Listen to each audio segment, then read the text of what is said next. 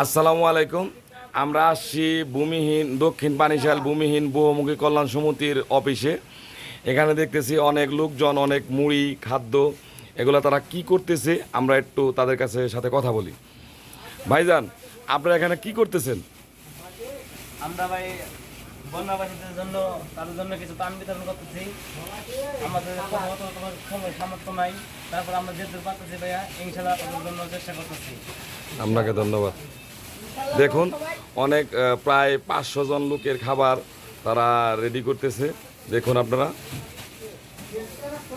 Packet করতেছে।